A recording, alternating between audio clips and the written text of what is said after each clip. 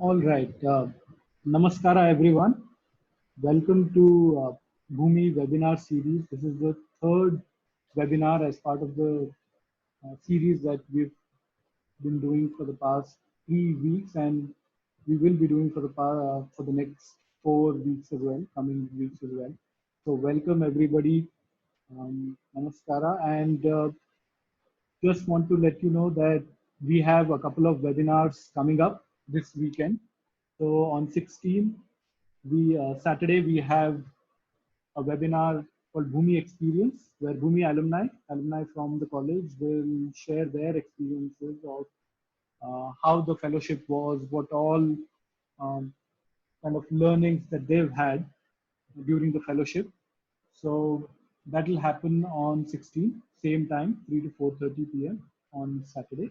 And on 17th, we have uh, another interesting webinar coming up. It's called One Straw Revolution in Today's Times.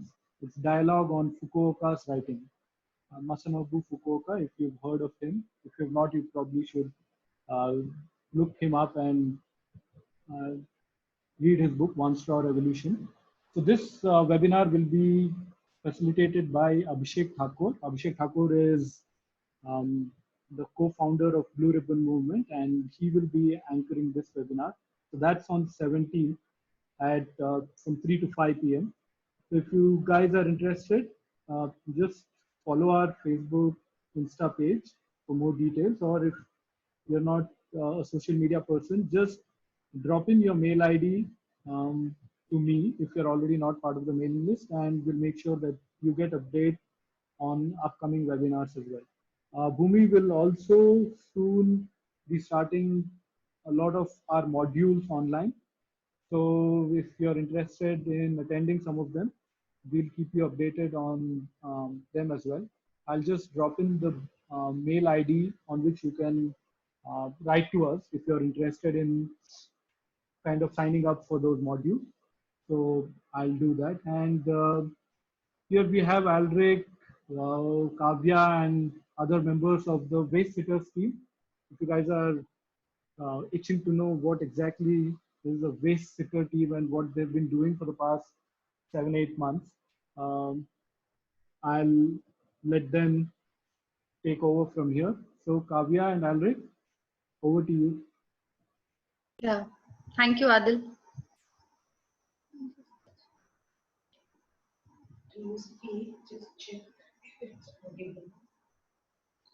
Am I audible, Adil?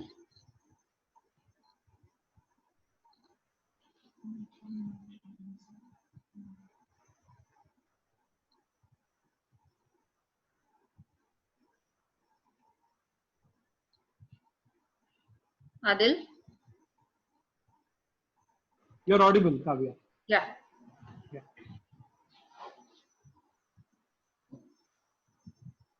Start my video.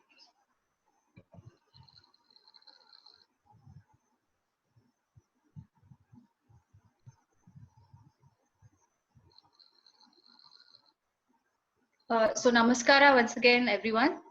I wanted to start the presentation with this photo of the nest made by a sunbird at our facilitator's place, Rama, a few weeks back.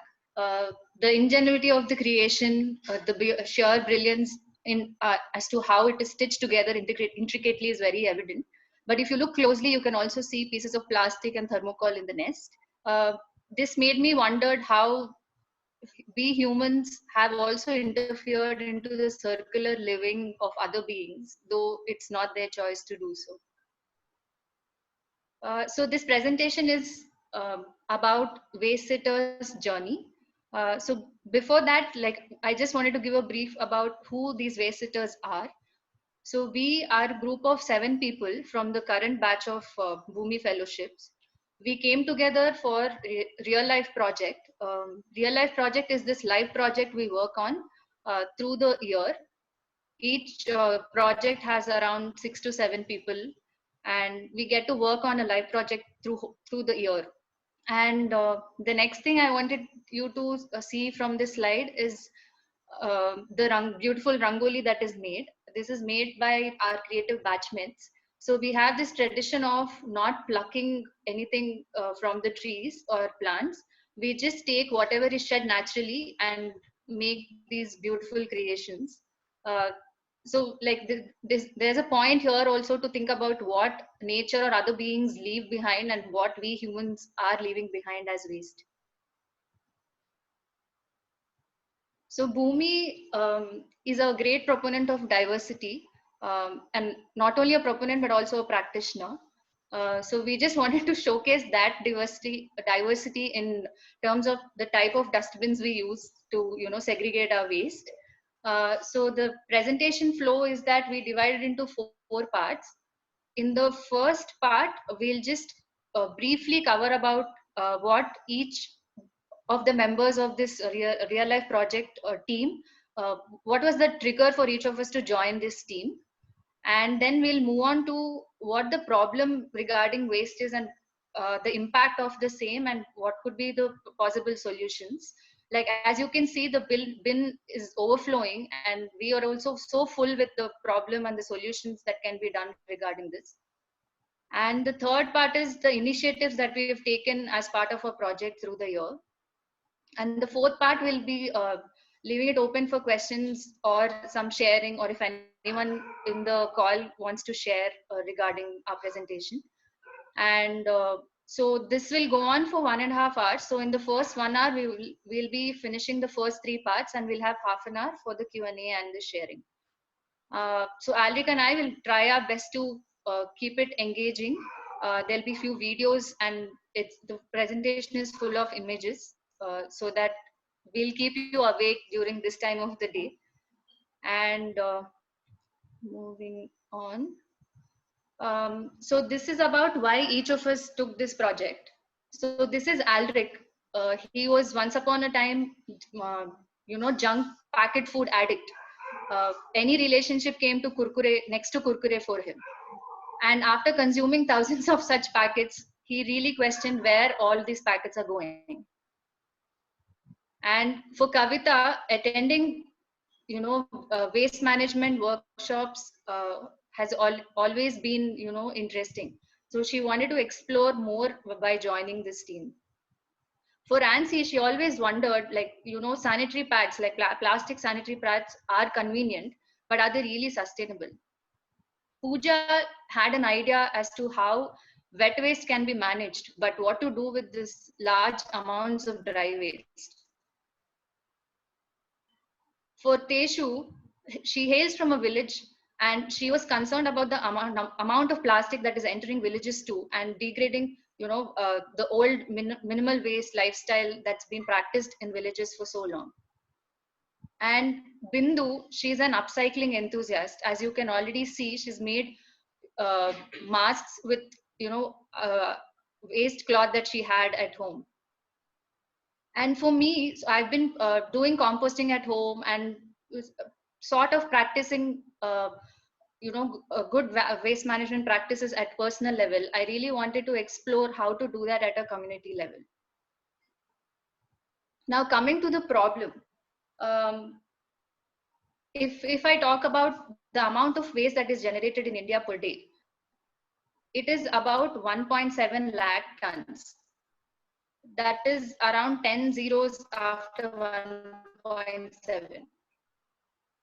And if you do that, if you calculate it for a year, it will be around 62 million tons every year. And it's also, mind you, that this is the recorded waste. A lot of waste in India goes unrecorded because of incompetent data collection and also lack of resources and interest to do so. Now we want to keep this presentation really interactive and participative. So we want you to we'll ask you questions. When you answer, you can just message on the chat. We can respond to that. Now, as I said, 1.7 lakh tons is being generated daily. Can you all tell us what is happening to this waste? Where is this going?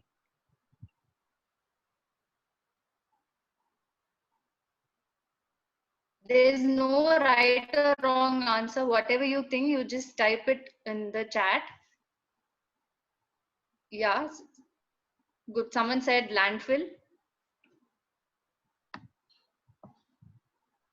Wow, you already know all of it. So the first one is landfills, right? So 70% of the waste that is generated daily goes to landfills, and a lot of it is also burned. And now it's become a common sight that most of our water bodies have also, I mean, waste is also ending up in these water bodies. And garbage dumps around our, houses or workplaces also have become, such a common sight to all of us. So, and the last part is the amount that is getting processed. But it's really distressing to know that only around 15 to 20% of the waste is processed. But that is also questionable in terms of how it is processed.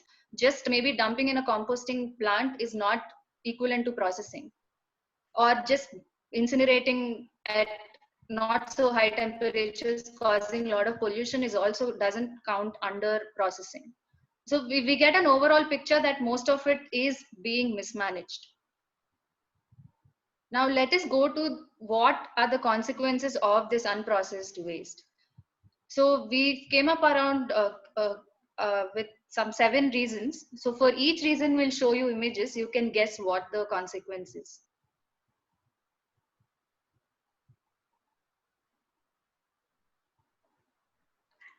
Sorry. Okay, I don't know if you all have seen that, but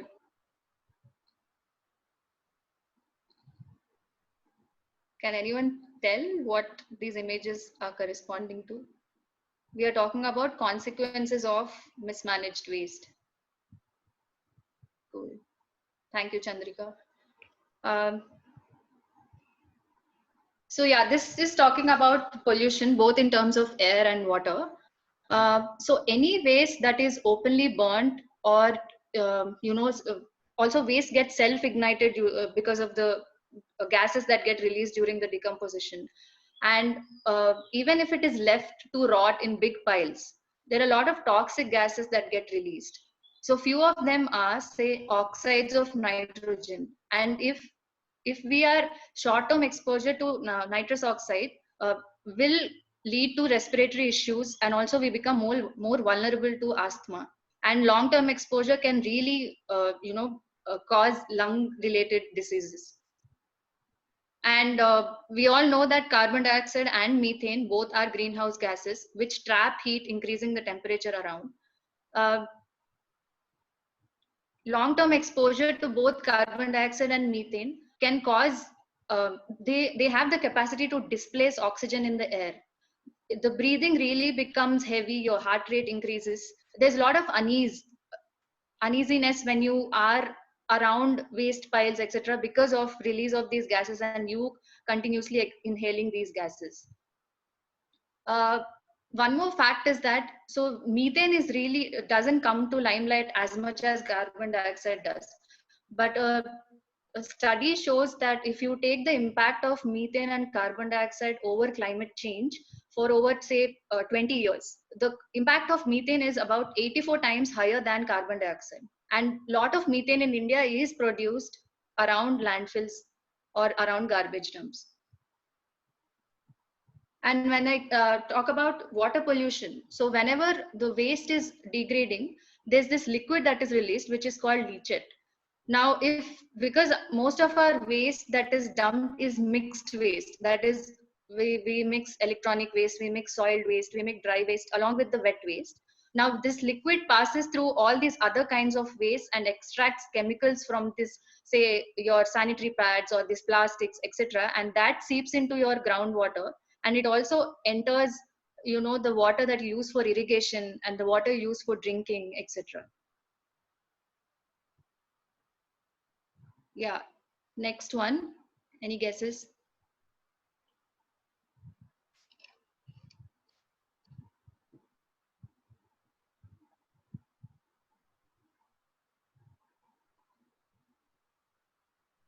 Anyone? Yeah. Anand got it. It is bad odor and sight. Due to lot of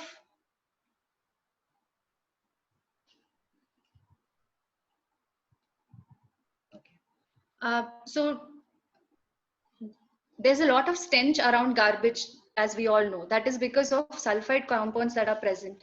And continuous exposure to this, stench can cause headache, dizziness, and there is a lot of restriction to outdoor activities because of this. Yeah, this is the next one.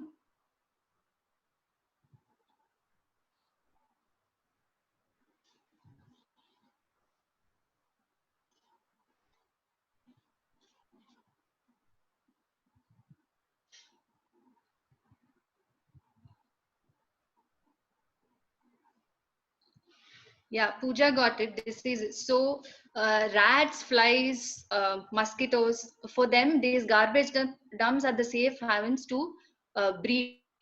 No, now there is high incidence of fevers like dengue, malaria, typhoid uh, around garbage dumps or landfill sites when compared to other places. Now, in 2016, I think I happened to visit a landfill in Delhi. We happened to be there for as a part of a project, and we hardly covered 3 lanes there, asking as to the impact of they staying next to a landfill. Around eight of like out of maybe say 20 to 25 households that we spoke to, we already noted that there were 8 deaths that year due to malaria.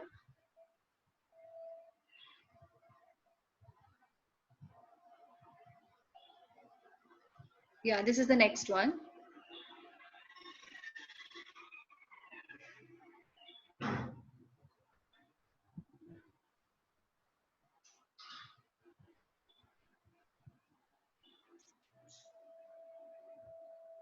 Anyone?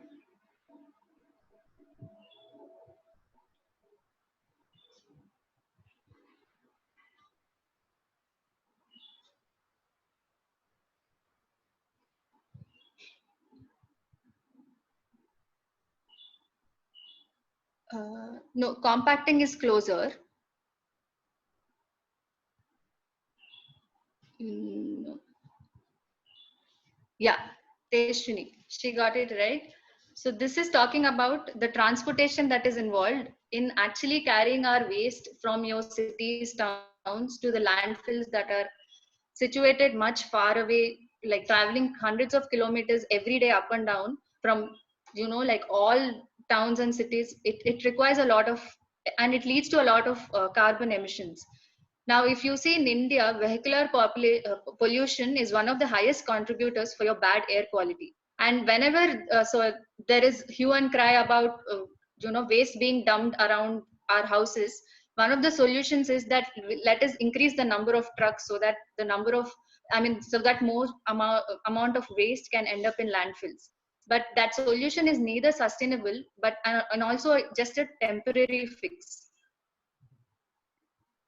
And also, if you look at it, by the end of it, what are we getting? So if okay, you're transporting this lot of waste every day, it's the end is not that it's getting even processed or managed properly, it's just being dumped in the landfills. I think Bangalore alone has around 4,500 autos and 5,500 big compactors that move around daily just to transport our waste from cities to landfills. Yeah, this is next one.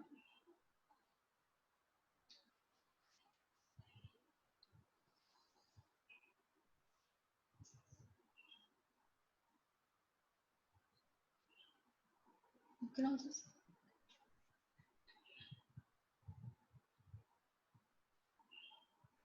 anyone? No, not scavengers.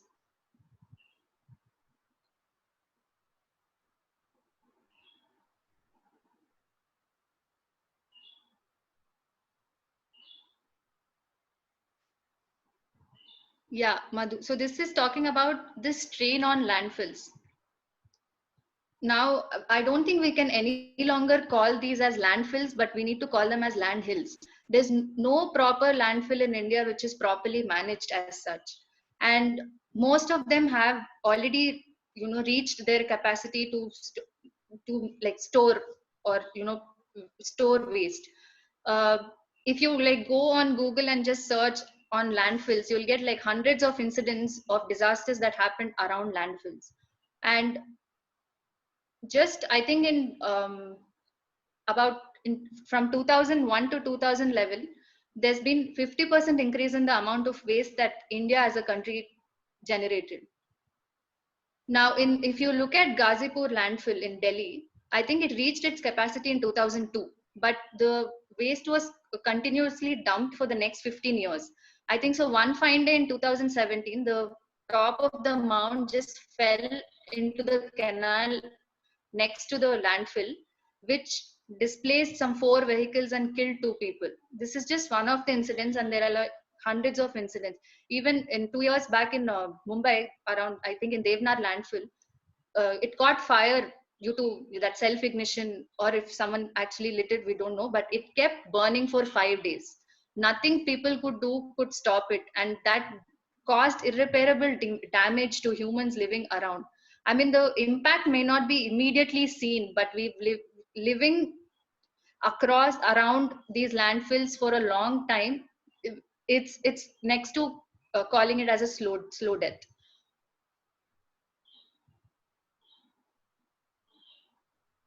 Yeah, next one.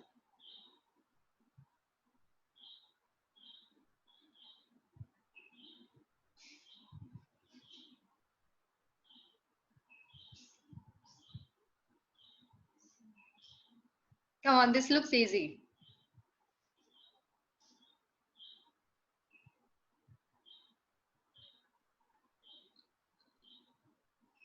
Yeah, so this talks about impact on stray animals and marine life.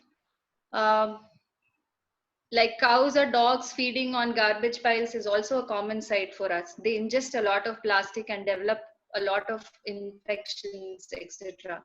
And when it comes to the amount of waste that is being dumped in oceans and seas, there's a study that says that annually around 13 million tons of waste is being dumped in oceans, or it's ending up in oceans in one or the other way. It's also predicted that by 2050, if we continue the dumping at this rate, the total weight of plastic that will end up in seas will be, the weight of that will be greater than combined weight of all fish in the sea. A lot of fish, like you see in that picture, they get entangled in this plastic and just die. This is just because of one irresponsible action that we human beings do while, trying to dispose it. This is the next one.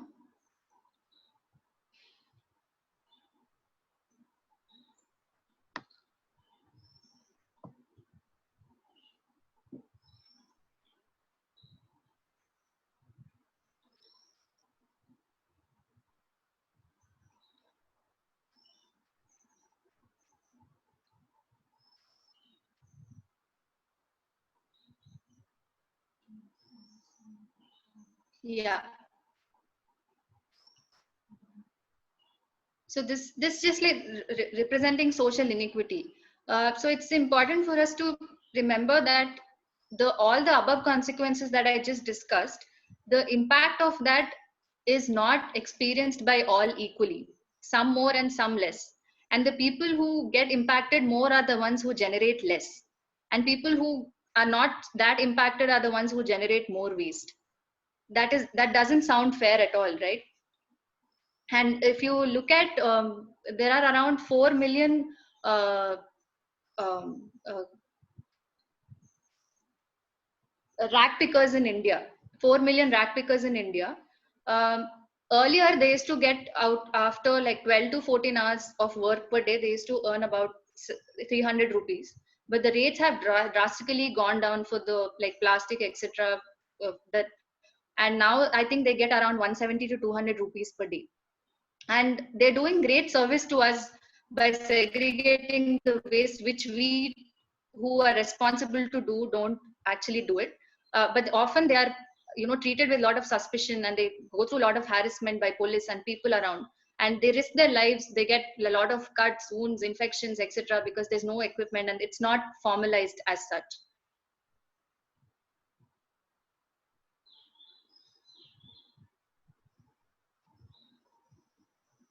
So now these are the like major like consequences that we thought are worth mentioning. And next, I think Alric will now talk about what we can do. Now we know that what the issue is and what the impact is. Based on our understanding through the year, through our work, and like we had a waste module that happened for us, and so interaction with people who are already working in this sector. Through that, we've summarized what can be done. So Alric will take over from here. Alric? Yeah, I'm here. Yeah. Thanks, Kavya, for that. So hi, I'm Alric. I will be talking more. Kavya, can you change the slide? Okay, thanks. Done. So I will be talking more about what we can do after we've known about the consequences right now. And through this image and through our knowledge, we're trying to express that there are a lot of solutions that are available for this problem right now, and which we have collated and which we are going to be representing in the coming slides. It'll be easy for us and for you. Kavi, can you change the PPT?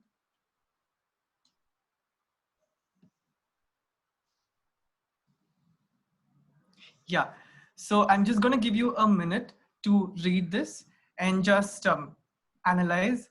So this is the basis for any solution that we found out that we've learned that. So it's rethink, refuse, reduce, reuse, refurbish, repair, repurpose, and recycle. So on the core of this, rethink your choices is the most important step that I will talk about later. And you should see that recycle is the last option, because most times recycling is done, like Kavya said, very less percentage is recycled. And when you recycle, the quality drops very drastically. There's no point recycling much. So if you don't choose it, then you don't recycle.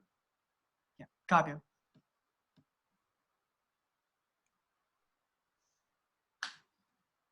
Yeah, now we've come up with a couple of solutions, and now we have divided that into three different sets. That's an individual level, a community level, and at a systemic level. So now I'll be discussing about what we can do at an individual level.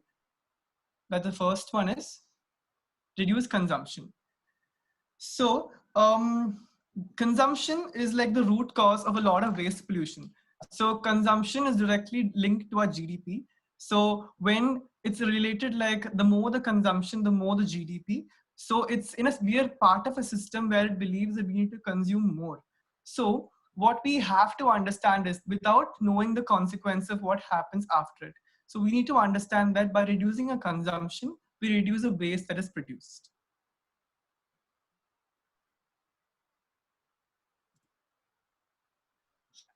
Now, segregation. Segregation is basically differentiating the items of your waste based on their physical characters. Okay, and it's basically pushed forward as wet waste and dry waste. But we have seen that it is not just that. It is not just wet and dry, because the soil waste, like used tissues and sanitary pads, are mixed with both dry waste and wet waste. So the correct way of segregating that we found out is dry waste, wet waste, and soil waste. Okay, so dry waste comes up to around 10 to 20% of your waste. The wet waste comes to around 60 to 70% of your waste, and the soil waste comes up to around 10 to 15% of your waste. Now the next one is. Okay. So I'll be turning my video off because there's a little lag in the network. So I'll just. Okay. Yeah. So the next one. The next one is compost. So like I said, after segregating, the main chunk of waste that we get, that is 70% of wet waste. Okay. So this wet waste can be broken down. So the basic meaning of compost is the biological or organic breaking down of these organic components into smaller components, and which can be naturally recycled by the environment. So the 70%, a large volume of our waste can be composted and taken care of. So this drastically reduces the strain landfills that we, And when we don't segregate, what happens is the mixed waste releases more toxic gases, as Kavya mentioned. So it gets very harmful when you mix it. And then when you usually when we talk about composting, we think it's a very hard process, but it's actually a very easy and simple to do process. So there are a plethora of options of how to compost, Kamba being one. And that you can just use it as a bucket. And there are so many tutorials available online on how to compost, and it's very easy. So, and now I'm going to talk about the dry waste and the soil waste. So the dry waste can be cleaned and stored, so it can be sent to the kabadiwala or sold or sent for recycling. And the soil waste can be the one that's sent to taken away by the corporation. So we only, in effect, from a household, we only produce 10 to 15% of waste. So imagine if all the households do this, the strain on the landfills volume will go down drastically. Okay, so the next one is bring your own container. So you must have seen this in multiple shops. So this is a popular campaign that has been brought about. And bring your own BYOC, the C can be replaced by container, cups, and cutleries. So what it does is, so as to avoid disposables, we carry our own containers, so that when we go to the restaurants or wherever, we can use our own containers and a cutlery. So we don't use any of the disposable items. Okay. The next one is sustainable alternatives. Okay. So we have needs as humans, we have needs. So for our needs, we've been, there is a lot of options there are a lot of choices. We're kind of spoiled for choice for our needs. And what we have noticed is that we have not checked for the consequences after the use of a particular thing, like a tissue paper or a earbud. We use it for a second and we throw it away. So it's very disposable. We don't see what happens to that earbud or the tissue paper later. So now we have understood that for almost most of our needs, there is available a more natural and sustainable alternative. And all we need to do is look around. It was already being used before us. We just need to look a bit. The next one is conscious event planning. Okay, so this one, so basically, most often than not, most of us like to celebrate things. And when we celebrate, we like to keep our parties fancy and being our part and a normal party also. So we bring it, when the waste that's produced is a lot. So just for those couple of hours, we'll produce literally a pile of waste, be it confetti, be it glitter, be it party pop-ups, be it the caps, be it the decorations. So, and the disposable cups and plates. So what we can do is, if we choose to use a more sustainable alternatives, like more sustainable, more green and natural decorative items and decorative pop-ups, natural pop-ups, steel glasses, steel plates, and things like that, and dispose our waste properly, not only does it have a good effect, altogether the party or the event has more meaning. And now then I'll go to the next slide right now. Now we're going to talk about at a community level what we can do. So this is a family or more families together. The first one is community composting. So usually in apartments and all that, it's hard for people to compost in their apartments singularly. So they select an area and they build a community composter, and they compost all of they redirect all their wet waste from their homes into that composter, and they can compost it there. So it's a very easy and viable option for composting. And this is also done like in villas and lanes, also called as lane composting, wherein the wet waste of the houses in a lane are collected, and there's a composter which is kept at one point, and all the wet waste is composted there, and that compost is used on a large scale basis for manure and mulching and all of that. And next one is citizen groups. So usually the government has certain people and rules to take care of, like no dumping here, no dumping there, and penalty. But usually it is more strong when us, the citizens, hold them responsible. So what we do is we can create a group of passionate individuals and go check who all are doing what all, and how it is sometimes going wrong. And we can hold people responsible. Like some places like in HSR in Bangalore. So what they've done is they got to know there was a lot of tree leaf shedding in Bangalore, in that area, and it was just being burned. So instead of that, they approached BBMP and all that, and they got hold of composters in parks so that all the leaves can be transported into the composter, and it gets it biodegrades there. So which is a very good option, and only happened because citizens got involved. And the next one is campaigns / workshops. So when like a few of us were interested in waste management, when we learn certain things and we want to spread awareness, because awareness, people don't know what actually the waste is causing because because it's not aware. So what we can do is we can raise awareness through workshops. We can raise awareness through workshops and campaigns so that lots of people who are like-minded people can come together and we can do it at a large scale. And the next one is zero waste events. So I talked about zero waste parties. So usually what happens, like for weddings and big functions, I hope you can, for weddings and functions, what happens is there's a lot of waste produced. So if we'll be talking about how we in Bhoomi try to manage this at a smaller level.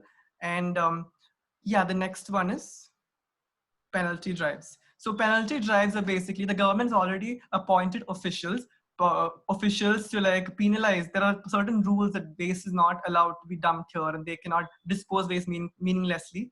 So there are certain groups that have been given responsibility to take care of that and penalize it, but they don't take care of it. So along with the government officials, citizens can also go together and penalize the groups who are littering and mismanaging waste.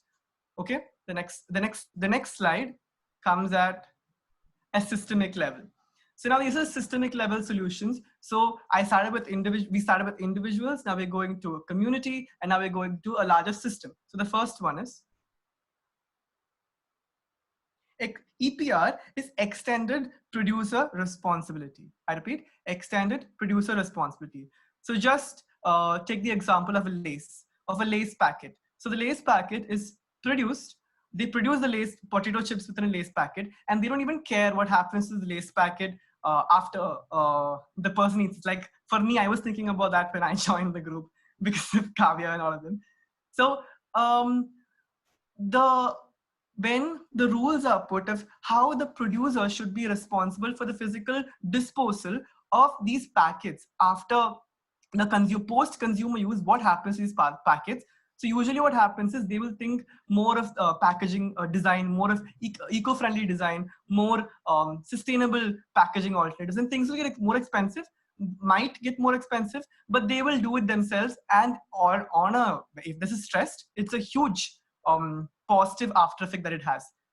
Next one is Alric, I just want to add something about extended producer responsibility. Okay, Kavya. Yeah, so as Alric mentioned, if you take a Lay's packet, it is not just plastic, but it is called multi-layered plastic. So there's a sheet of plastic and there's a sheet of aluminum, put together to make that packet.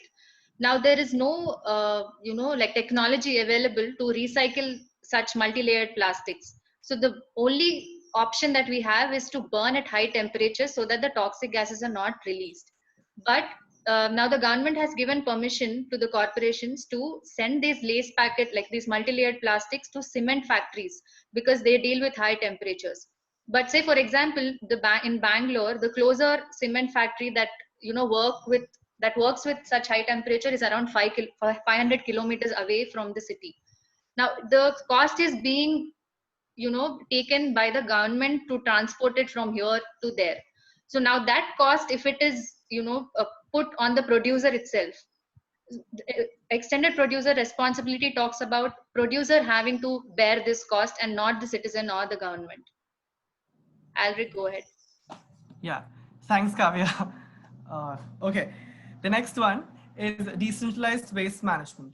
So rather than what we can learn about this is that rather than focusing and centralizing all the waste on a particular certain center, like Kavya said, far away from the city, if it is decentralized, the positives are that there are reduced carbon emissions, there is less load on the government and the people, and there is less load on the landfill, there's better management of waste altogether.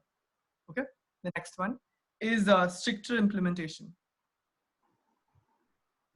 Okay, so there, like Kavya said, the government has actually worked a little bit, and there are a couple of rules that are in play, but people are not exactly, not exactly following it. So if there are, because they're like, okay, no one's gonna give a damn. So, oh, okay, so what happens is that if we implement these rules more strictly, it can give out a more when they'll think twice before disposing waste. Okay, so the next one is education.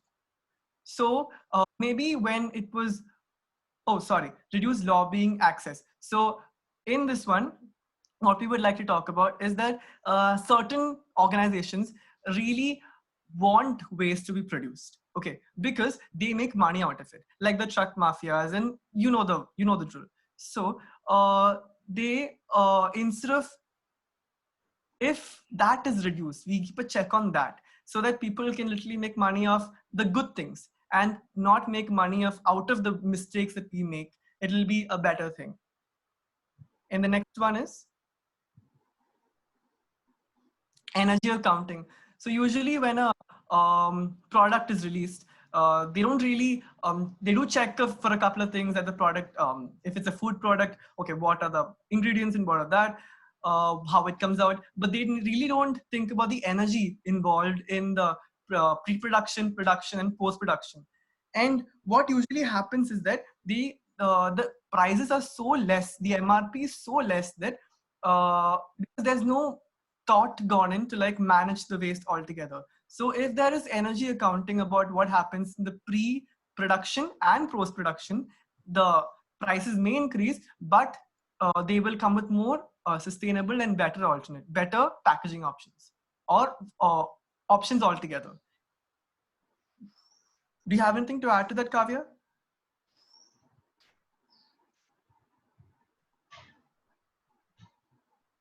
Okay. Okay, now education. Okay. So I will, so at some time ago, so the education about waste management was not exactly necessary because there was not this much waste produced.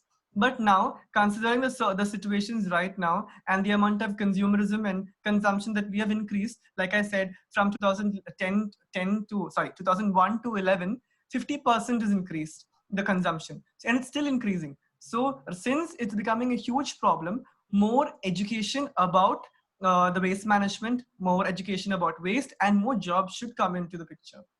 Okay, now that's pretty much all the solutions that we thought about. I will hand it over to Kavya to continue. Thank you, Alric. So when we looked at all these solutions, we were thinking what is central to all of these solutions now. And it just came down to like all of us working on self, like so most of these things don't work if the drive is from within. As much as it is enforced by the government or the municipalities, if as an individual, if we don't feel that drive to do this, nothing much can change. And also as individuals, when we do it, that can, like when I practice it, maybe then the people around, the smaller community around, their conscience, something changes, and only that can translate to systemic change. But just coming from like top to bottom may not be as effective as going from individual to community to systemic.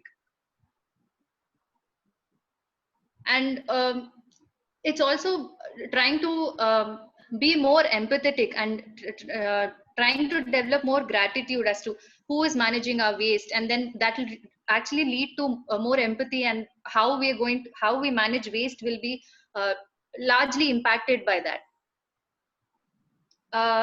Before moving on, I think now we are at the end of section 2. Before moving on to section 3, I thought we'll just take a stretch break. Wherever we are, just take a full body stretch so that we can move to our last section where we'll discuss our initiatives that we took throughout the year. They have lots of videos and images. It will be a fun section. Since the section 2 was a little heavy on information and also like emotionally little heavy, we thought it'll be nice if you can take a break for a minute.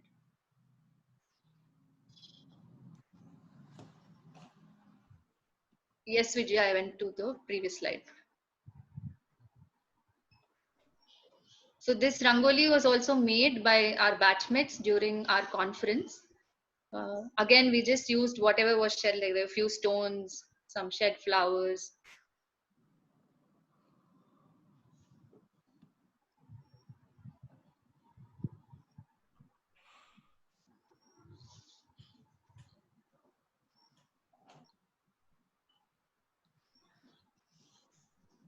Okay, Alric? Yeah, I'm here. Yeah, go ahead. So yeah, so I will be now starting off with the initiatives that we at the group of waste it was brought out in Bhumi. So now I'll start the first one. So and through this, what we hope is that we can share our experience and through that inspire you to take up certain things that you like through the what do you say, through the initiatives, like whatever you like, you pick it up. Yeah, so we play a first one was the Kamba revival. As you know, Kamba is used for composting. There'll be a short video played right now with regarding the Kamba and its processes and how it went on in Bhumi. So Kavya, so the video is like Kamba, as you see, is it's a one of the composters. Like it is a three terracotta pots.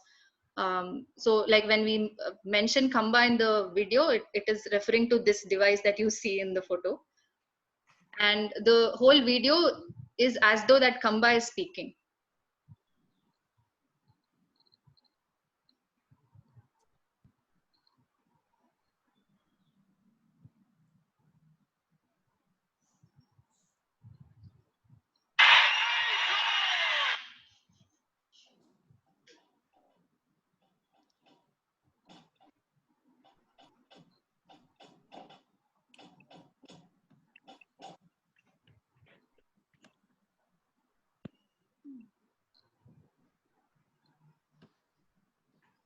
Just few seconds, I'm just opening the video.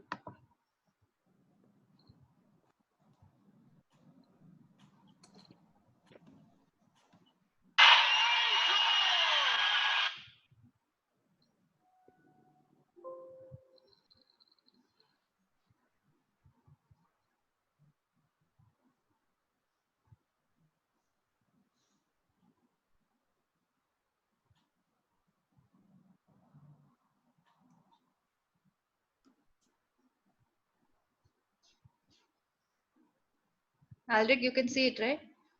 Yes, I can see it, Kavya. Thanks.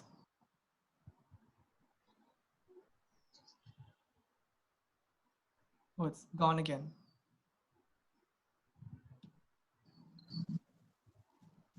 Okay, playing it. Thanks.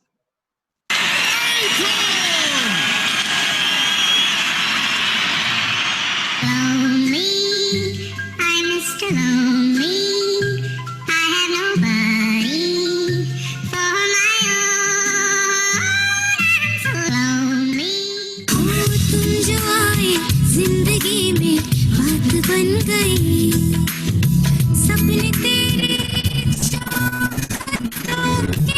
सपने तेरी चाहतों के देखते हो अब गए, दिन है सोना और चांदी रात बन गई।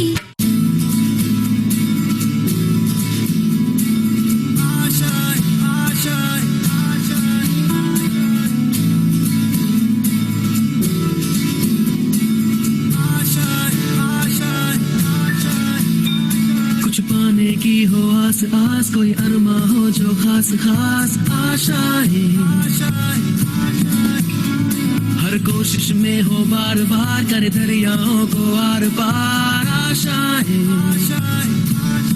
तूफानों को चीर के मंजिलों को छीन ले आशाएं, ले दिल की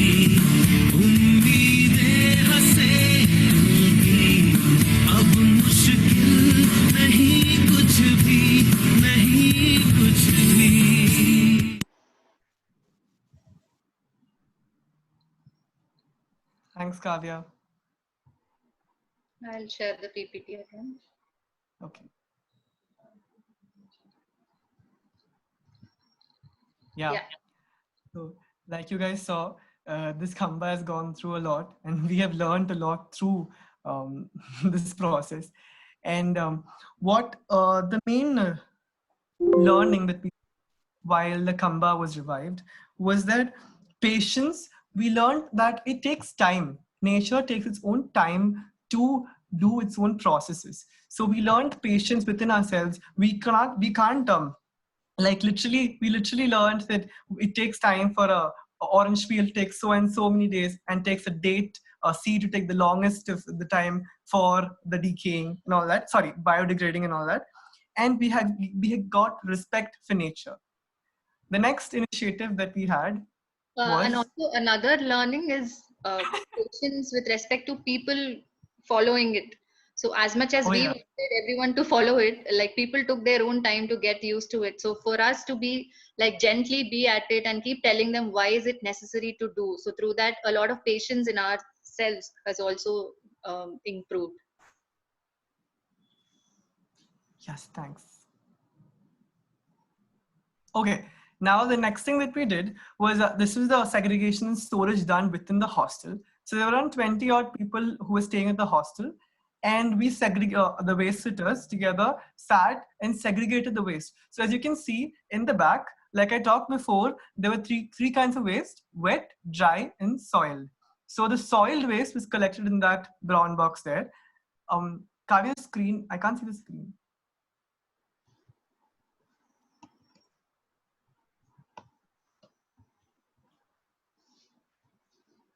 Okay, so the wet waste went directly to the Khamba.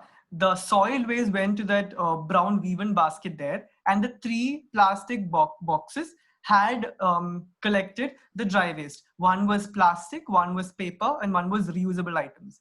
And once after a couple of weeks, we always just segregate and separate them according to further physical characters, so that we can know how much waste we produce and what kind of waste we produce. And later this was sent to the Kabadi Wala and all that.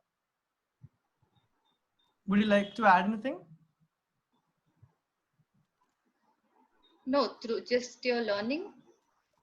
Oh, sorry.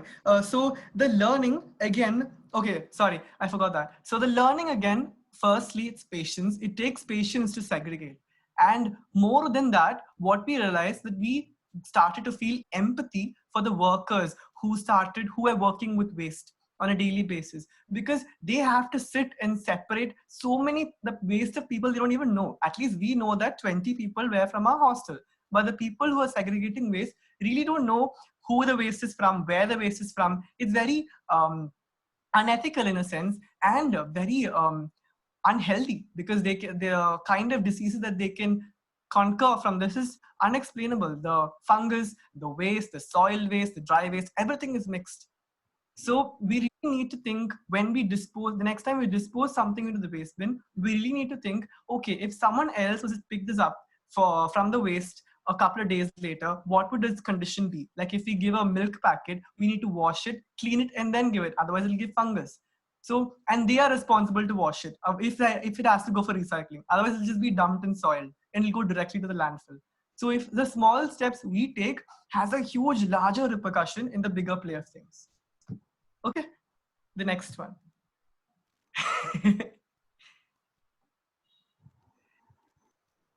The next initiative. So, as some of you might know, Bhumi had conducted a conference on well-being. So that conference was, I had talked earlier about in community level waste management, that for zero waste events, right? So we tried to minimize, this was a very large event, and we tried to minimize a lot of the waste that was produced. We catered to around 1,500 and to below 2,000 people, and it was spread through 2 days. And our Wasters group brought in a lot of waste management responsibilities and waste management outlooks into this. So I'll go according to the photos. The first one on the top left was a poster that we made for the plates. As we all know, food is central to any event. So the plate we eat it in is also very important. So since it was a large event and there were a lot of meals and it had to be continuously run, steel plates could not be done. So we chose areca plates. And another reason we chose areca plates was that we have a farm. So this was sent to the farm as mulch. And when the farm, it was it was completely decomposed within 6 to 8 weeks. So it was a win situation for all.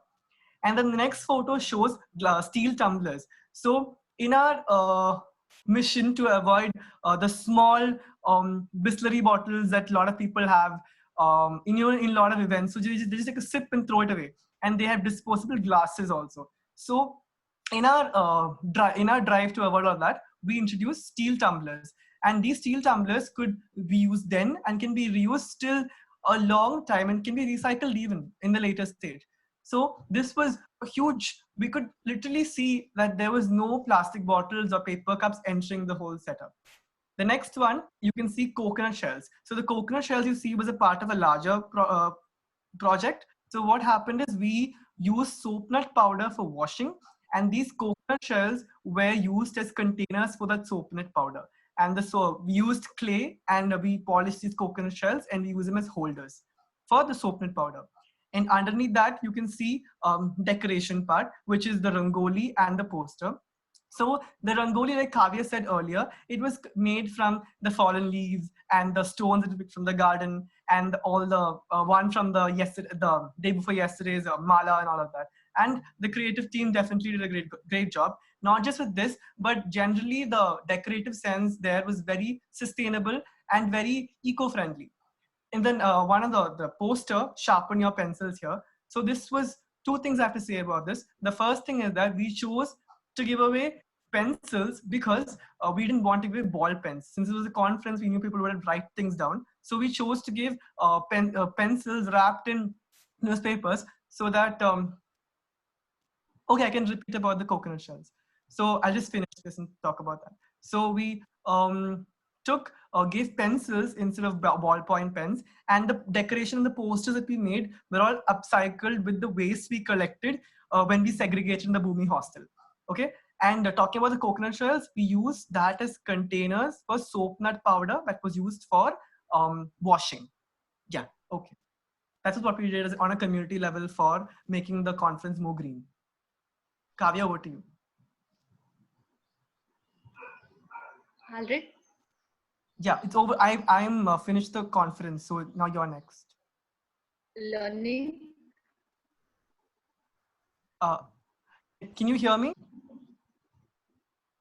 Alric, like I thought you wanted to share the learning also, no? Oh yeah.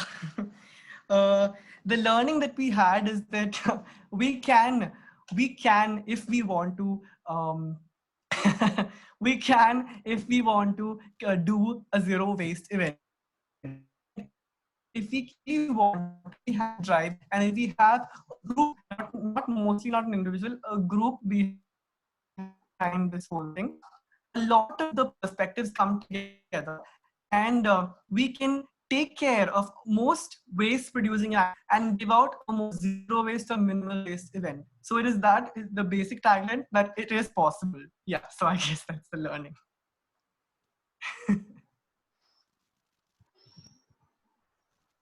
Okay, so thank you, Alric. The next 3 initiatives I'll be talking about. So through the year, we've also made it a point to conduct some awareness activities which are fun, engaging, and participatory in nature. So on the top, you can see that, so we organized a treasure hunt.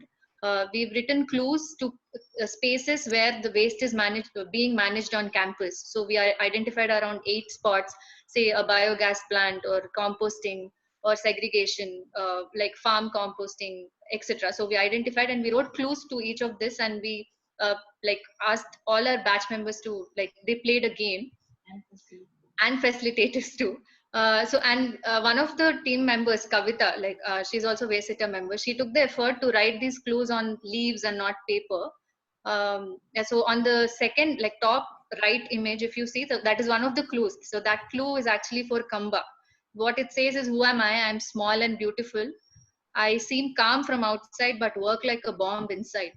I survive a temperature of 50 degrees centigrade to give birth to nutrient-rich organic matter. So like that, we've written clues to multiple things, and it was such a fun activity. Everyone who experienced the game was so joyous by the end of it. And we also could make our point through it as to creating more awareness. And the activity below was, so this is, this is that it's like a jigsaw puzzle. So they had to fill the flow chart.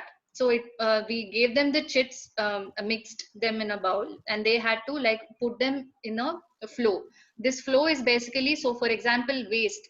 If it is managed, what will happen to it? If it is not managed properly, what will happen to it? And this is like a prototype we made, which can be replicated anywhere, like for students, for like someone who is new to waste management, etc. And behind each of these slips, we also have written what that say that transfer station refers to. For example, if it's a Hello, land. Vikas. Can you hear me? Sorry. Tell me. Sorry. Aldrich? Yeah, for example, if it's a landfill, we've written what like those situations or conditions around landfill are, what does it do to the environment, etc. behind the slip, so that once you're done playing, you can go around and check what each transfer station does to environment or to humans, etc.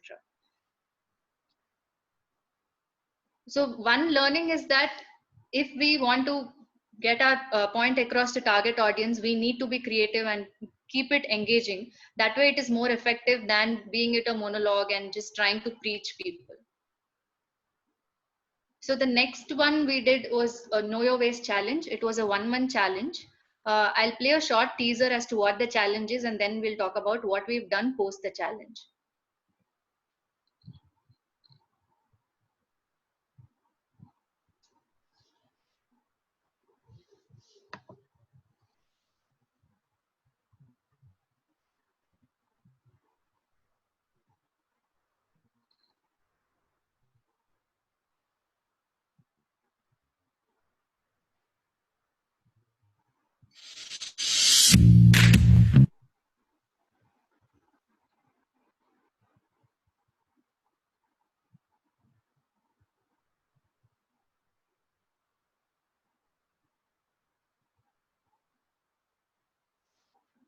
Alric, can you see the screen? Yes, I can see the screen, Kavya. Know Your Waste, right? Yeah.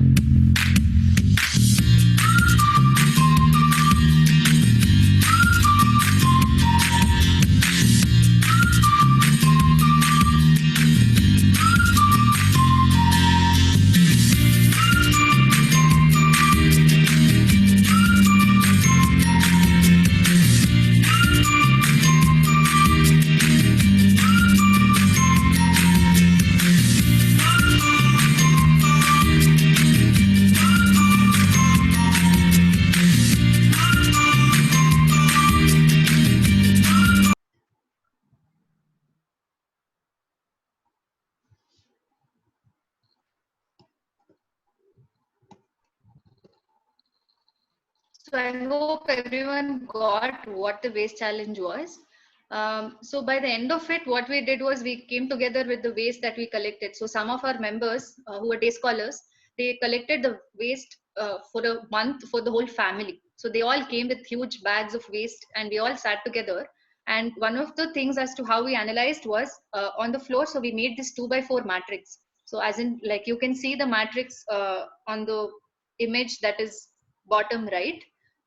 So there are 2 rows and 4 columns. So the rows were, one row was the waste that you should place the waste that you think you could have avoided during those 4 months, and the waste that you could not have avoided in the row below. And the column headings were the time period of the product that you bought. So single use, less than 3 months, 3 to 6 months, and greater than 6 months.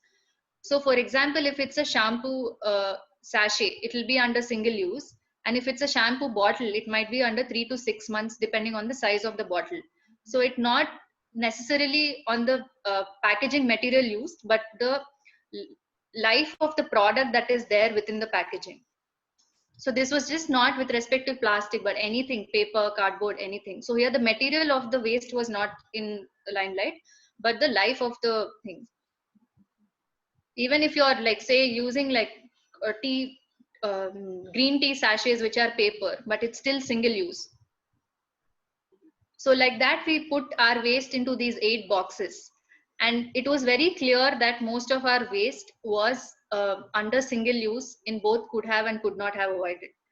Now then, I just wanted to drive home the point that it is important for us to move towards from single use towards right. Like say, you can start with less than 3 months, then 3 to 6 months, greater than 6 months.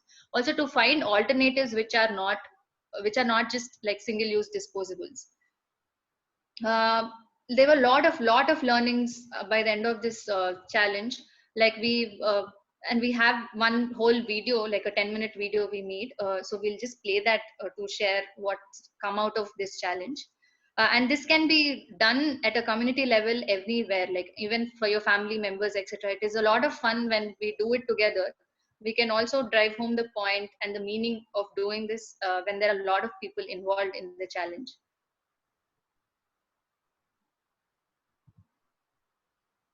So now, as a follow-up to that Know Your Waste challenge, we've come up with an initiative called Month of Alternatives, wherein we sent one poster every day that talks about an alternative for a non-sustainable choice that we make daily for a month.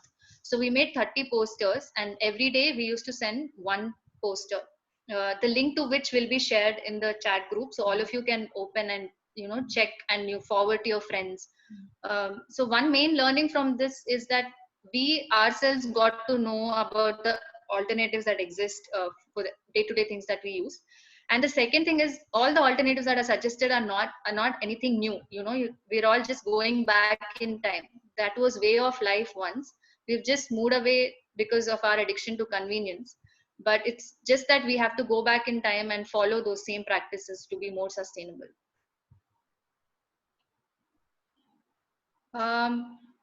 We just wanted to end with this slide. So the first one, it is a fresh compost when we harvest it. This is basically trying to tell you, just are hoping that all of you feel this joy of composting at home. And it's such a joyous process. And once you feel that compost, something in you just evokes. And to find that, it was also to experience what real happiness is. Every day we are trying to go after things which are immaterial. We're trying to extract happiness from that, but real happiness in these things which are keep you more grounded and connected to nature. And the second is to just embark on this journey of waste management, but each of us have our own journey, to just not compare with any other person's journey. But to keep moving at whatever pace you choose to, but to keep moving and like going ahead. So that is just symbolic to that tortoise you see in the picture. We hope like you all got something to take back home. After this, we just want to show that video of experiences about Know Your Waste and the Month of Alternatives. After that, we'll open up to sharing and question answers. Thank you so much. Alric? Thank you so much for everyone who attended. And yes, I would like to again add with Kavya that it was a wonderful experience to be a part of the Waste Eaters group, and I have learned a lot. I was a very bad waste manager on a personal level, and like the tortoise clearly symbolifies, I'm just starting, and I have started to understand where things are and make more conscious choices. And thanks to all of you for attending. Yeah, we'll just continue.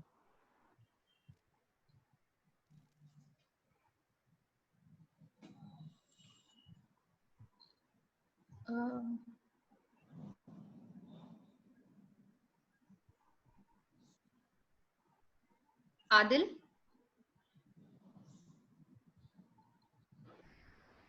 Yes, Kavya, video will be played right now. Yeah, we'll play it. So if it's breaking, then I'll share the link in the group so that everyone can just watch it at their own end. Yeah, I think maybe you can share the video link on chat, and if people have any questions, or if they would like to share something about how they manage waste, what are the some of the issues that they face, I think this would be a good time to maybe go over that.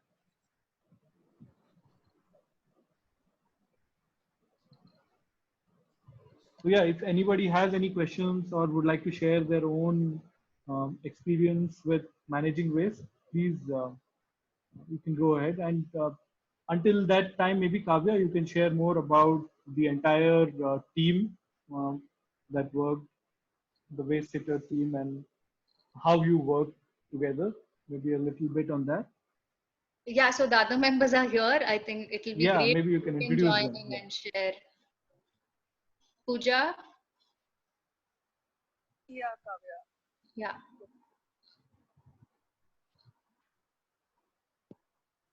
Internet is bad. Maybe just share. Yeah. So, yeah, like you guys have shared pretty much the individual level, community level, and the systemic level how to go through. So even my waste journey was, I was not concerned about waste as much until I started being alone. Um, it was always like, um somebody else is going to throw the waste, and I was not aware of all the things that happening, how much of waste we generating, stuff like that. So that was one of the reasons I joined the group, to learn more about how to manage waste, and what is happening with the waste around. And yeah, so I first started with Ganga. Then I started composting, because I was working, and it was very difficult for me to dispose of the wet waste, because I had to wait for the corporation to come, and he used to come at around 10 o'clock, 11 o'clock, and by then I had to run for office. So it was very difficult for me to keep the wet waste to more than Hari. So Pooja, can you be a little louder, Pooja? Maybe keep the uh, phone, if you're on phone, a little closer. yeah, yeah, Yeah. yeah. Thank you. So So it was very difficult for me to manage with the wet waste, because it starts thinking that it was more than a day. So that's when I started using composting and Kamba. And my learning from composting has been very great, because I started noticing how each and everything is decomposing, like in the peels, and I started noticing how much a day how many days it takes for a custard peel to decompose, and corn bed. There were so many things which takes. We think it just decomposes since it's natural, but it takes like more than 2 months to decompose. So these were some of the learnings while I got uh, through composting. And also solid uh, waste management, like dry waste. It was I thought everything was dry waste, and though we used to segregate wet waste and dry waste, the corporations just take it in one thing and go, yeah, because they don't know, they are not much aware of what is the waste, and how is the waste done. And so that was also a concerning thing for me. So I started thinking about how to reduce the waste, because even dry waste I had to wait for the corporation to come and pick up the waste. So I started thinking about rethinking about my choices, and started reducing. While being in this project, there were a lot of things which came to my awareness, that so many things we used to do before, due to our conveniences, we have changed our practices. So if we go back to our own things, ask our mothers or grandmothers like what they used to do or how they used to manage, there are, like, you get a lot of solutions. And through that, I also kind of started a minimalistic lifestyle. So waste has been reduced much. I don't have to think about my waste disposal. Even there hardly much of it. And yeah, yeah. So these are my experiences and learning. Thank you, Pooja. I think especially during these times when there's no guarantee that someone will come and collect waste at your doorstep, it is important to know how to manage your own waste without getting hassle. As Alric also shared, like most of it can be shared within the household itself. So thank you, Pooja, for like reassuring on that. So I've shared both a link to Month of Alternative posters and also link to the videos. Um the video that was made by two of our friends, Anok and Preeti, regarding the waste challenge that we did will be played at the end of the session once we are done with sharing and question answers.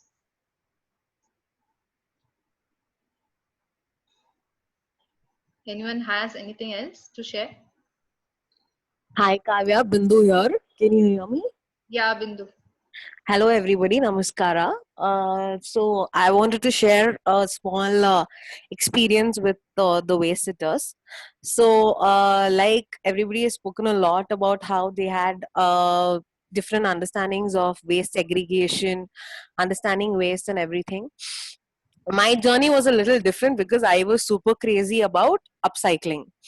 So when we were doing this month of alternatives, like before we started doing the posters, at the end of January, we all were just thinking about what to do, how to do, and then we came up. I remember talking to Ansi and Pooja about like why not, let's upcycle, let's do something with old clothes and things.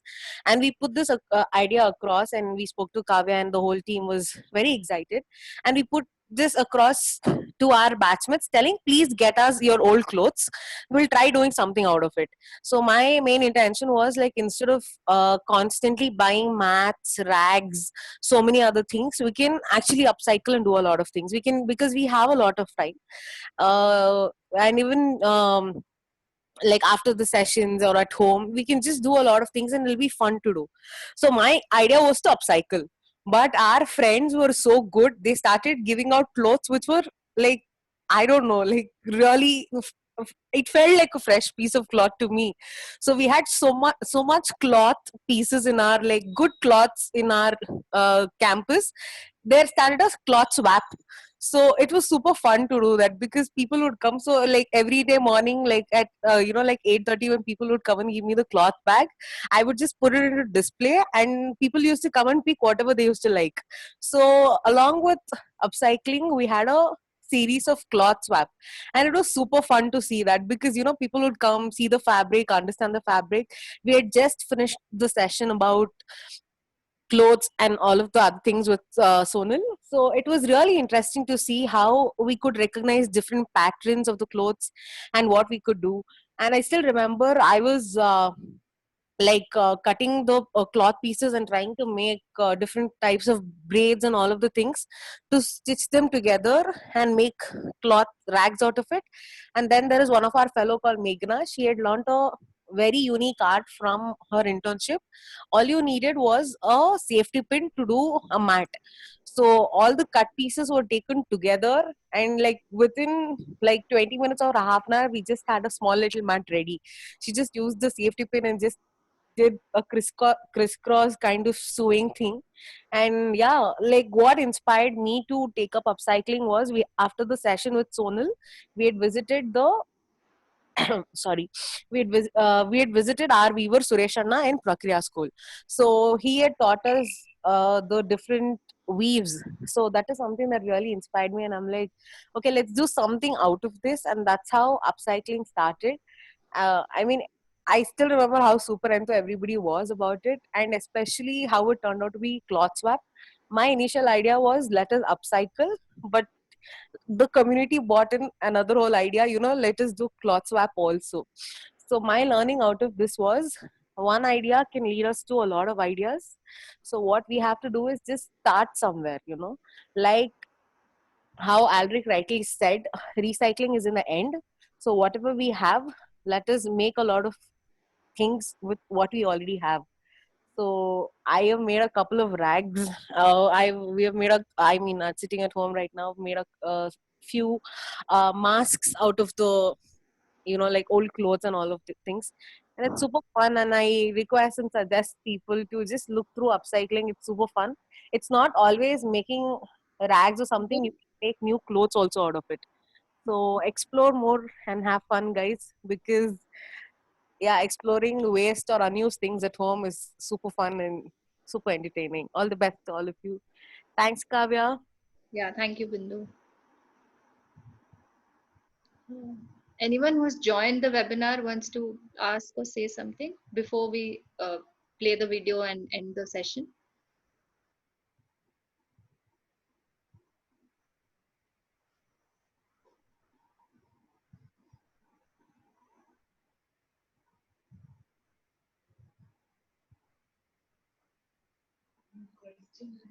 Any questions?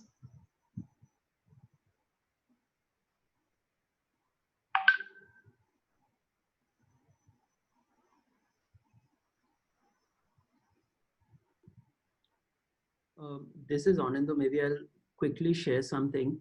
Um, I got inspired by the Waste Sitters initiative, and there was a puja at my home. Obviously, people were buying those disposable plates, which are not really fully recyclable. So, thanks to the Waste Sitter team and the information we got in touch with people who give steel cutleries for rent. There was initially a lot of pushback from home, and then we finally came to a situation where we said we'll keep the two things side by side and let people choose.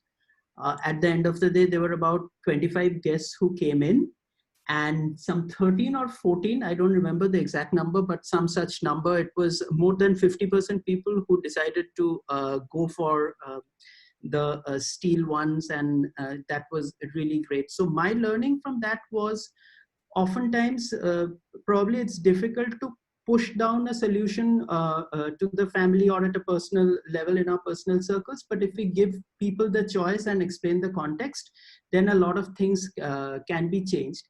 And at the end of it, although it was not a completely waste free event, but if you look at 14 within 25 people, that's still a 50-60% less waste for the event. So for me, the learning was just like the tortoise, those slow things, some percentage changes, they also matter. I think we have a question from someone, I think Bugs.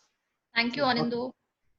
Yeah, there is a question about someone who's moving to another city in 2 weeks, and they just would want to know our suggestions on how to reduce waste during the packing and moving phase.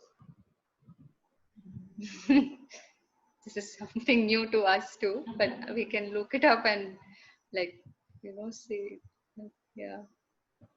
Maybe like while packing itself, try to get rid of things that you don't require, try to distribute and reduce the amount that you have to pack in the first place. And then, yeah, like while packing, being mindful of how much plaster is being used. So sometimes once we get hold of, tape, we just don't realize about how much tape we are using. So that is one. But other than that, yeah. Yeah, maybe we can look up some alternatives to bubble wrap, or I think generally a lot of people use newspapers, old newspapers to cover up things.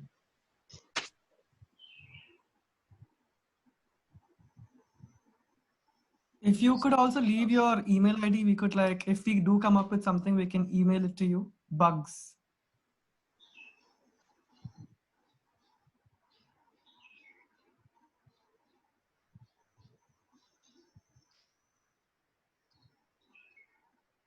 I think Anisha had a couple of suggestions: using clothes to pack and reuse boxes, use thread, coir, reusable items instead of plastic. Yeah.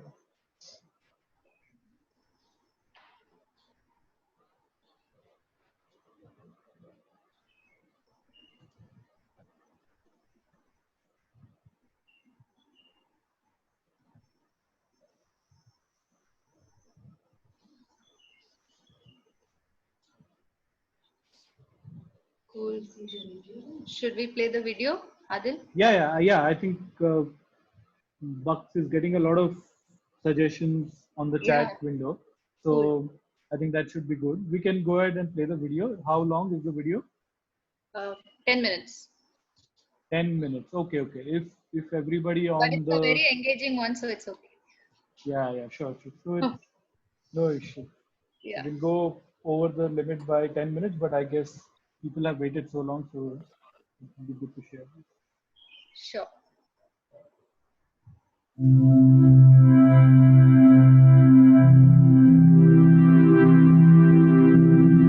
तो अब तक ना मुझे ऐसे लगता था कि as a responsible citizen जब तक कि मैं कोई कूड़ा कचरा डस्टबिन में डाल रही हूँ मेरा रिस्पॉन्सिबिलिटी खत्म हो रहा है. मुझे पता नहीं था उसके बाद क्या होता है उसके साथ.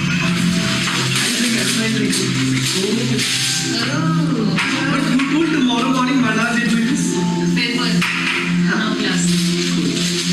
But where is it? But एक बार एक क्लोजअप में देखो यार. क्लोजअप में देखो. उसमें क्या क्या इसको देखो कैसे डाल रहा है.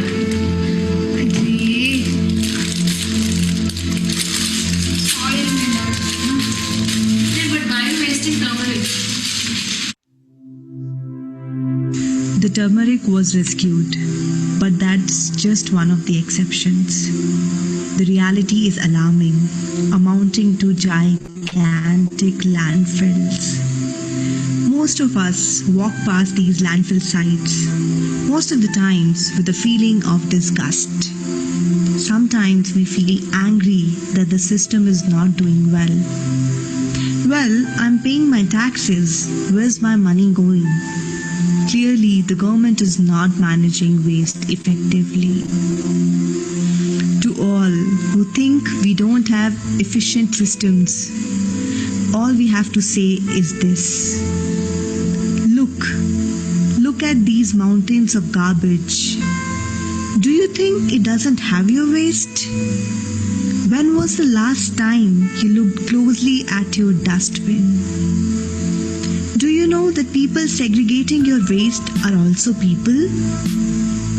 So, the next time you throw your garbage, think about it. With waste in mind, Waste Sitters at Bhumi took an initiative to start with 30 Days of Waste Challenge. Let's hear from one of the Waste Sitters. Hi, so we recently concluded with our waste module. I feel doubly charged to create more awareness regarding waste generation and disposal. So as part of my real life project for the past 4 months, I've closely been observing the waste that has been generated in the hostel within the campus. Well, I'm so glad that most of us are segregating it well, but I feel there's a long way to go with respect to how much we are generating still. More or less, the amount that we've been generating has been same or rather increasing over time. We also learned through the module that overconsumption is one of the reasons why there's so much being generated. So as part of that, I felt the first step is for each one of us to be aware of how much we are generating, because if we have that option to dispose it immediately, we are not mindful of how much we are generating and what is going into the dustbin. So as part of that, I thought we could do this 4-week challenge for knowing your waste. And there are 2 major aspects to this, like 2 major guidelines. The first is you will not be allowed to dispose your waste through these 4 weeks. So you have to store your own waste through these 4 weeks. And by the end of 4 weeks, we'll all again meet and see what we've generated and just have a discussion on what could have been avoided and what are the alternatives and what had been the challenges, etc. So the second part is to make a list of products that might end up in a dustbin, say after more than a month from now. So for example, if you're using a toothpaste, so during this 1 month that might not end up in a dustbin, but that will end up in a dustbin after some time. So to be also mindful and make a list of these things, just on a daily basis, observe as to what could be landing up in the dustbin. So through the 4-week challenge of Know Your Waste, we are allowed to only dispose wet waste, sweet waste and hair waste. Rest of it we are going to store within our rooms. So yeah, we're just excited. Let's see how it's going to turn out. Ready with your swimming costume? Let's dive into our experiences. Meet our Dabba family. We may forget our slippers, but never our dabbas. People do stare at us, but frankly, my dear, we don't give a damn. And sometimes we just go overboard. You will see what I mean. Let's check it out.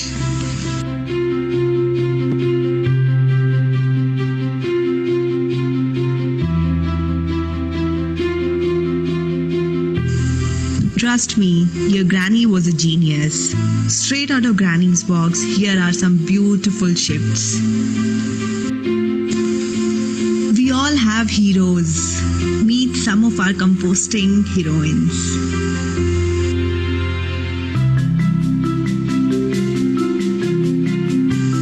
Just remember, all shifts are beautiful.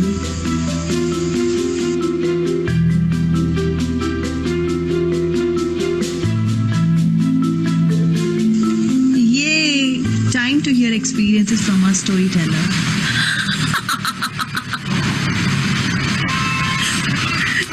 Okay, इसमें हमें monitor करना है कि 4 हफ्तों में हमने कितना waste कूड़ा जमा किया है. So these are the chikki packets. यहाँ पे जो बर्थडे में चिक्की बांटते हैं, हालांकि वो ऑर्गेनिक होता है, पर देखो इसमें ये प्लास्टिक लोगों ने खाया नहीं है, इसके लिए मुझे 2 मिल गए. This is banded. So I was थोड़ा इंजर्ड लास्ट वीक. ये तो अनअवॉइडेबल था, यूज करना पड़ा मेरे को. चप्पल टूट गया था मेरा, इसके लिए फेविक्विक. 1 साल बाद मैंने एक शर्ट खरीदी थी, उसके साथ ये 2 टैग्स और ये plastic.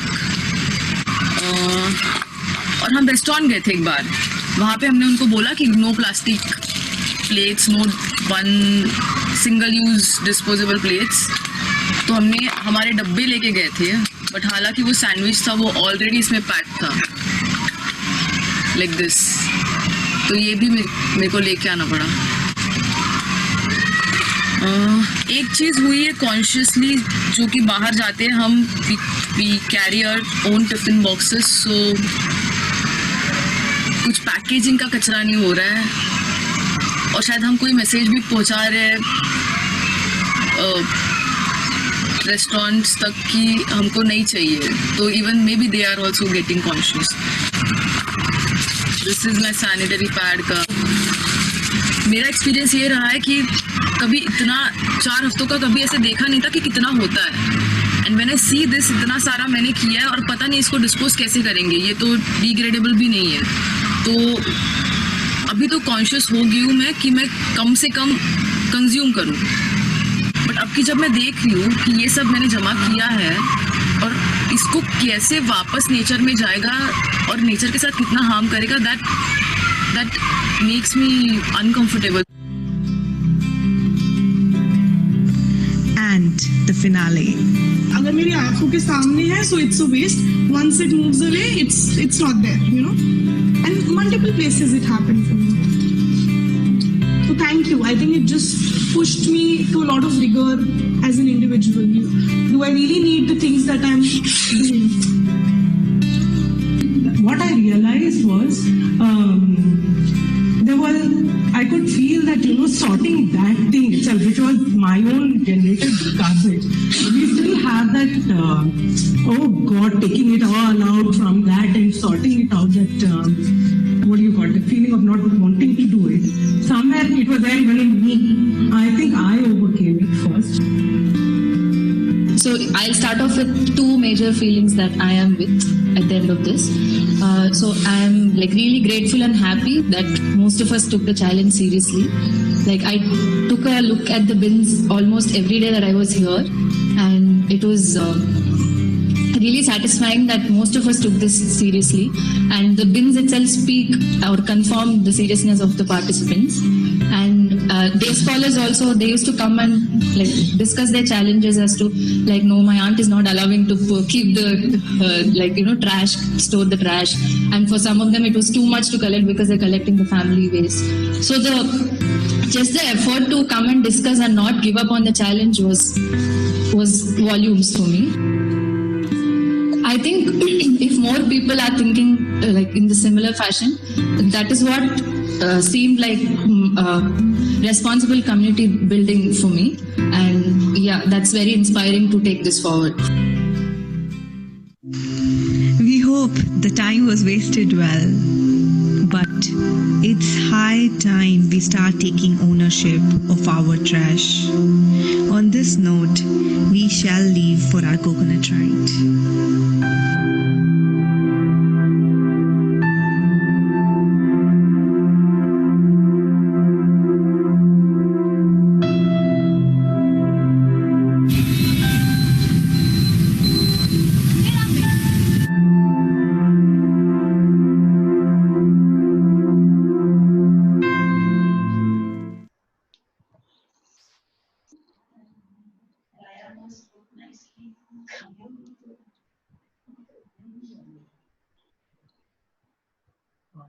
Thank you, Kavya. That was a wonderful video, wonderful effort by the team that made it. Yeah, thank you, Anok and Preeti, for taking so much effort in making this.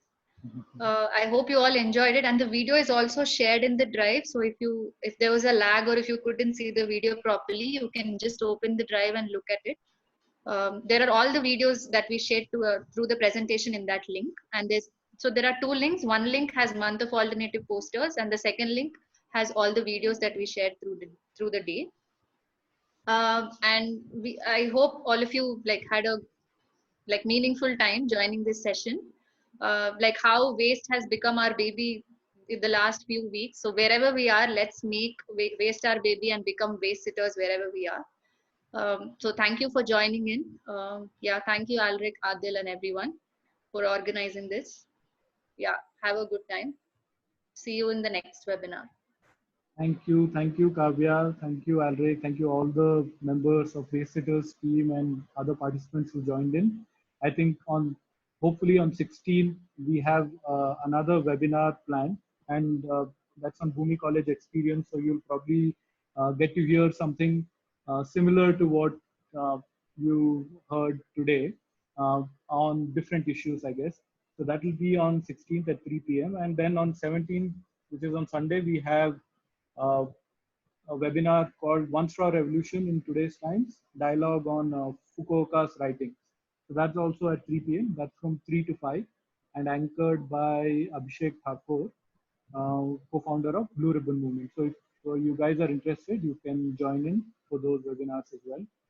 And yeah, thank you everybody for joining in. Keep in touch with Bhumi. Thank you.